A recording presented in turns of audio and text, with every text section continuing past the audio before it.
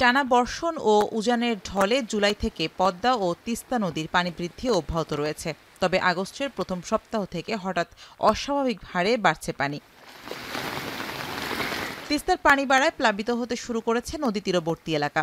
লালমনিরহাট জেলার হাতীবান্ধা, কালীগঞ্জ, আদিতমারী ও সদর উপজেলার অন্তত ১৬টি গ্রামের প্রায় ৫,০০০ পরিবার পানিবন্দী। এতে সীমাহীন ভোগান্তিতে পড়েছেন তারা। দেখা দিয়েছে সুপেয় পানির সংকট। পানি উন্নয়ন বোর্ড বলছে, উজানের ঢল মোকাবেলায় তিস্তা ব্যারেজের ৪৪টি গেট খুলে দেওয়া হয়েছে। এদিকে চাঁপাইনবাবগঞ্জের পদ্মার পানি বেড়ে প্লাবিত হয়েছে সদর উপজেলার নারায়ণপুর, আতাতুলি, উজিরপুর, পাকা ও দুর্লভপুর ইউনিয়নের নিম্ন অঞ্চল। পানিবন্দী অন্তত ১১,০০০ পরিবার। অবর্ণনীয় দুর্ভোগে ব্যাহত হচ্ছে স্বাভাবিক জীবনযাত্রা।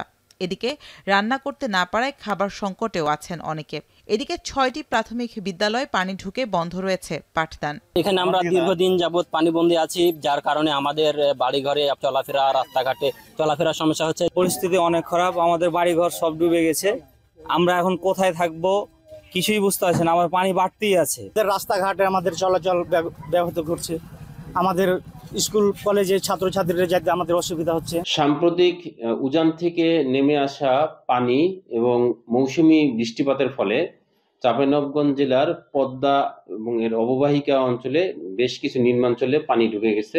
পানি অলমোস্ট স্টেবলের দিকে। আশা করছি আগামী ২-১ দিন স্টেবল থাকবে এবং তারপরে পানি কমতে থাকবে। গত এক সপ্তাহ জুড়ে বাড়ছে ফরিদপুরের নদ নদীর পানিও। এরই মধ্যে কোথাও হাঁটু আবার কোথাও কোমর পানিতে তলিয়ে গেছে নদী তীরবর্তী ৪ উপজেলার অন্তত ১০,০০০ পরিবার।